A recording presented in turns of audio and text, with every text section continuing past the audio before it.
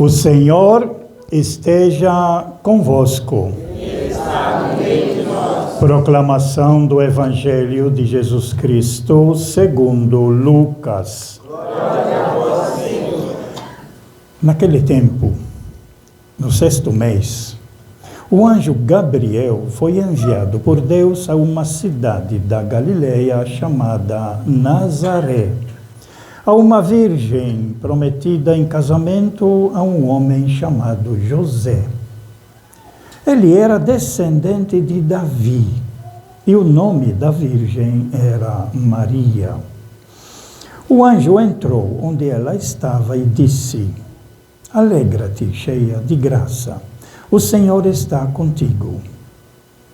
Maria ficou perturbada com essas palavras e começou a pensar qual seria o significado da saudação. O anjo então disse-lhe: "Não tenhais medo, Maria, porque encontraste graça diante de Deus. Eis que conceberás e darás à luz um filho, a quem porás o nome de Jesus. Ele será grande, será chamado Filho do Altíssimo, e o Senhor Deus lhe dará o trono do seu pai Davi. Ele reinará para sempre sobre os descendentes de Jacó, e o seu reino não terá fim." Maria perguntou ao anjo: "Como acontecerá isso, se eu não conheço homem algum?" O anjo respondeu: "O Espírito virá sobre ti, e o poder do Altíssimo te cobrirá com sua sombra. Por isso, o menino que vai nascer será chamado Santo, Filho de Deus. Também Isabel, tua parenta, concebeu um filho na velhice. Este já é o 6º mês, daquela que era considerada estéril, porque para Deus nada é impossível." Maria então disse: "Eis aqui a serva do Senhor. Faça-se em mim segundo a tua palavra." E o anjo retirou-se. Palavra da salvação. Glória a vós, Senhor. Aleluia, aleluia, aleluia, aleluia.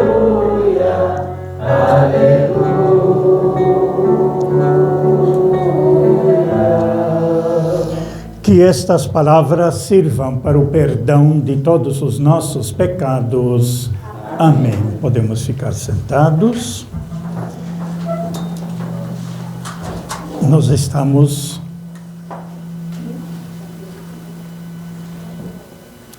estamos no tempo do Advento. 4 domingos do Advento. O segundo domingo do Advento deve ter a leitura de João Batista preparando o caminho do Senhor. Mas esse ano, neste segundo domingo do Advento, caiu o dia 8. Portanto, como a festa que estamos celebrando hoje é maior, então acabou vingando a festa da Imaculada Conceição de Nossa Senhora, mas coincidiu muito bem porque estamos dentro do ambiente da preparação para a vinda do Filho da Imaculada Conceição de Nossa Senhora. Na primeira leitura, eu quero destacar um pouquinho, tirada do livro do Gênesis, destacar uma palavra-chave. Nós sabemos, pela leitura do livro do Gênesis, iniciando pelo capítulo 1, 2 e 3, principalmente 2 e 3, que conta a segunda criação de Deus, aonde criou o jardim, e Deus, figurativamente, colocou o homem dentro do jardim, depois lhe deu a mulher. E disse para eles que podem fazer uso, comer e trabalhar de tudo que tem no jardim, menos uma coisa que ele pediu, não devem comer do fruto de uma árvore chamada a árvore do bem e do mal. Quer dizer, quem decide o que é o bem e o mal não somos nós humanos, mas algo que Deus já fez. E a Ele cabe o que é certo, o que está errado. É Ele que nos orienta. Portanto, de uma maneira simbólica, disse para Adão e Eva: vocês podem fazer na sua liberdade de tudo que existe, menos essa coisa de decidir o que é certo, o que é errado. Mas aí entrou aquilo que é conhecida como a serpente. A serpente, que já aparece bem no capítulo 3, no primeiro livro da Bíblia, no Gênesis, e ela vai aparecer várias vezes, principalmente no livro do Apocalipse, onde ela aparece sob o título do dragão. E o evangelista João, que escreveu também o livro do Apocalipse, ele vai dizer exatamente, nos dando uma chave de leitura, mostrando para nós: olha, esse dragão que está aparentando todo-poderoso, parece quer ser Deus, se sentar no trono no lugar de Deus, não é mais ninguém a não ser a antiga serpente, o diabo ou Satanás. 4. Isso é uma chave de leitura para a gente entender, portanto, que a serpente aqui, a antiga serpente, é aquela que é a grande tentadora.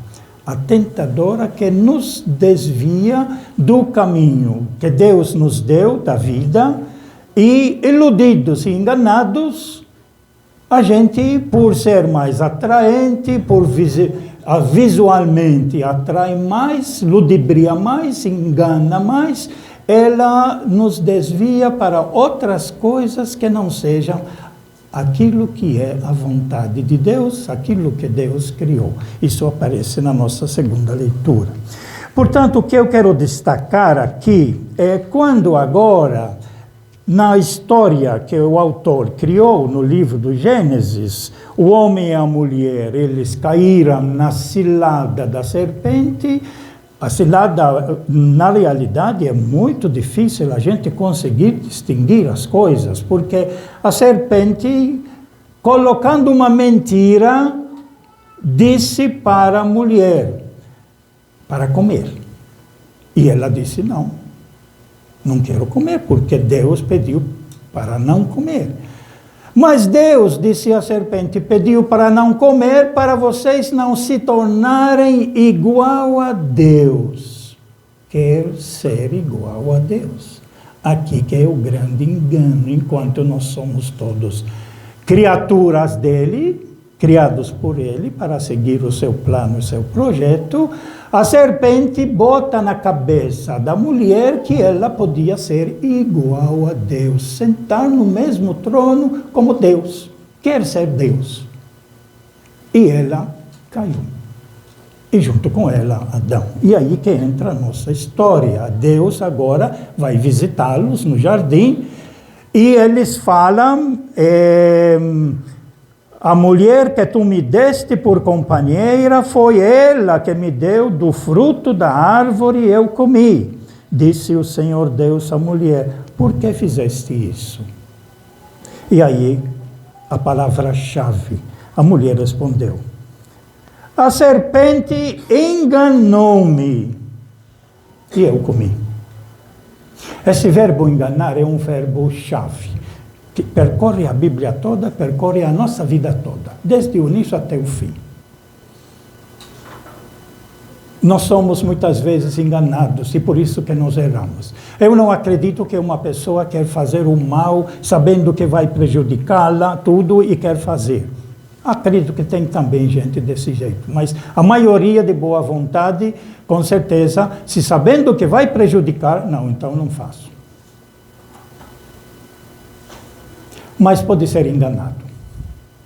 E aqui que entra o nosso verbo enganar. No livro do Apocalipse, o verbo enganar, do capítulo 12 em diante, onde vai aparecer o dragão, capítulo 12, depois a primeira besta, e depois a segunda besta, no capítulo 13, ele aparece 7 vezes.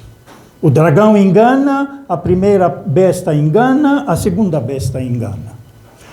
A função deles é enganar os outros para levá-los, para desviar-se daquilo que Deus deseja para a nossa vida. Isso que aparece aqui na nossa segunda leitura, que a igreja colocou, da carta aos Efésios, onde por 2 vezes ele vai dizer: em Cristo ele nos escolheu antes, o plano de Deus, antes da fundação do mundo, para que sejamos santos e irrepreensíveis sob seu olhar no amor.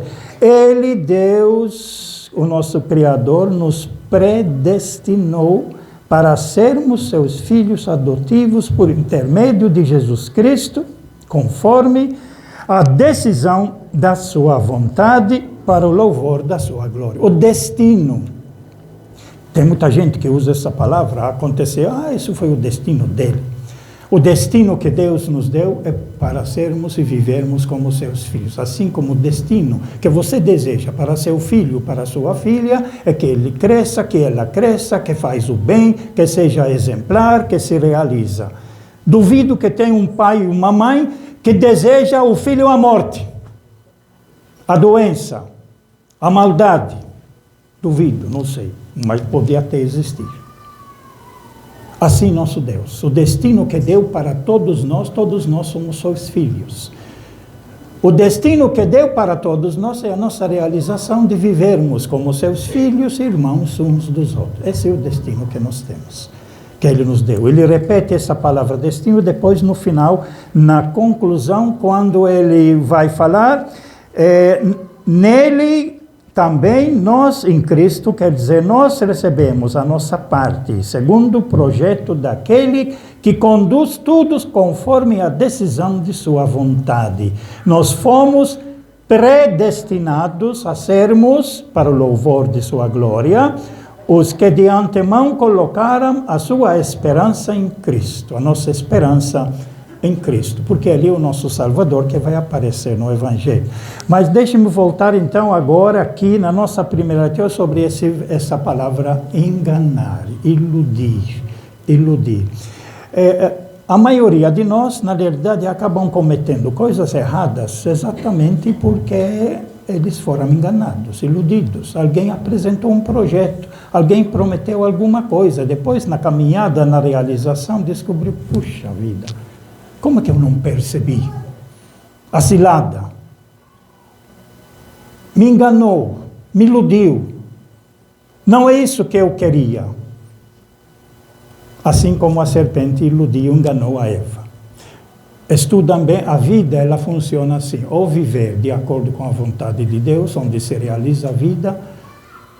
É muito difícil descobrir qual é a vontade de Deus, mas aparece nas nossas leituras. Ou então viver uma outra pensando que vai nos levar para a felicidade, que é o engano, que é a ilusão. Tem muita gente na vida, na sociedade, que vive aéreo, numa bolha, criada pela nossa imaginação, pela nossa cabeça, e vive dentro daquilo. Vivem iludidos. Inicialmente, a criança, a gente pode incentivá-las com as brincadeiras, com os jogos, com as histórias que conta. São histórias que não são reais. Na maioria delas, as histórias de crianças não são reais. Mas isso usa para ativar exatamente a imaginação da criança. Mas depois, na adolescência, na juventude, um trabalho grande para a gente perceber que nós precisamos caminhar com os pés no chão. Todos nós, todos vocês que assumiram uma vida de casamento, antes do casamento, quando estavam namorando, toda a imaginação nossa, né? O que você gostaria de fazer, como que vai ser bom, noivar, imagina o que vocês imaginaram antes de casar. Depois, no dia a dia, ao conviver juntos, ao construir uma família junto, vocês perceberam muito diferente do que a gente imaginava antes. Mas, vendo a realidade, vai assumindo a vida. Porque assumir a vida na fraternidade, na ajuda mútua, na comunhão, é isso que vai realizar a gente. Portanto, essa palavra nós precisamos prestar bastante dela. Como não sermos iludidos e enganados. Uma das coisas mais importantes para a gente não ser enganado é o conhecimento. O conhecimento. Quanto mais a gente lê, se informa, quanto mais a gente estuda, é uma maneira como a gente não cai na cilada. Nós estamos cercados de gente que de uma maneira ou outra querem aproveitar de nós, infelizmente. Eu me vejo assim diante de todo mundo, a não ser que conheço bem a pessoa em quem eu posso confiar, aí sim. Mas diante dos outros, todos sempre com o pé atrás, para ver, será que vai me explorar? Será que vai me enganar? Será que vai me iludir? Porque parece que a sociedade toda aqui, onde estamos vivendo, um quer tentar aproveitar o máximo do que tem o outro. Veja o que está acontecendo com o dinheiro todo que nós temos nos bancos. Quantas pessoas caíram, enganados, iludidos, com promessas disso, promessas daquilo. Quantas coisas nós compramos sem ter necessidade, mas o cara nos convenceu que vai ser melhor. Depois descobre que não tem nem dinheiro para comer. Então esse verbo é de suma importância, a gente aprofundar ele e prestar atenção. Na vida eu posso viver de verdade, seguindo o projeto de Deus, tá certo, tem as minhas quedas, mas eu levanto, mas eu posso ser totalmente enganado e iludido. Essa é a terceira tentação, aquilo que no Evangelho de Marcos vimos esse ano. Se o seu olho for para você a ocasião de escândalo, arranque-o. Melhor entrar no reino de Deus com um olho só do que com os dois e perder tudo. Quer dizer, viver totalmente na ilusão, no orgulho, no engano na vida. A nossa leitura do Evangelho, então, nos apresenta Maria, agora, Maria, que quer entender a situação em que vive, lá numa vila bem longe da capital, né? O anjo apareceu a Zacarias bem no templo, o homem agora aparece a essa menina aqui de 13, 14 anos e coloca para ela um projeto que ela não entende, mas ela acaba aceitando e ela termina com a palavra mais importante da leitura: eis aqui a serva do Senhor, faça-se em mim segundo a tua palavra. Quer dizer, eu quero fazer a vontade de Deus. Se essa é a palavra que veio de Deus, o anjo representa o próprio Deus, eu me disponho a fazer. E assume um projeto de receber dentro dela aquele que vai salvar o seu povo, porque isso que significa: e você dará, não tenhas medo, Maria, porque encontrastes graças diante de Deus.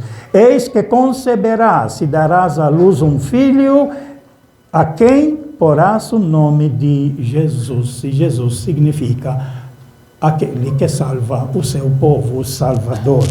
Ele será grande e será chamado Filho do Altíssimo, e o Senhor Deus lhe dará o trono de seu pai Davi.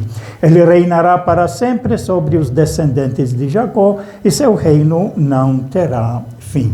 Portanto, o que está propondo para essa menina nova, ainda não consumiu o casamento dela, como ela mesma disse, mas tem um projeto para ela preparado e ela aceita esse projeto. Quero fazer a vontade de Deus. É muito difícil a gente descobrir a vontade de Deus.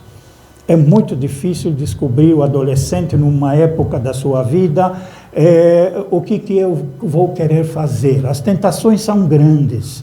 São grandes porque muitas vezes são impulsionados por: não, eu vou fazer isso porque aqui ganha muito dinheiro. Pronto, você nunca vai se realizar.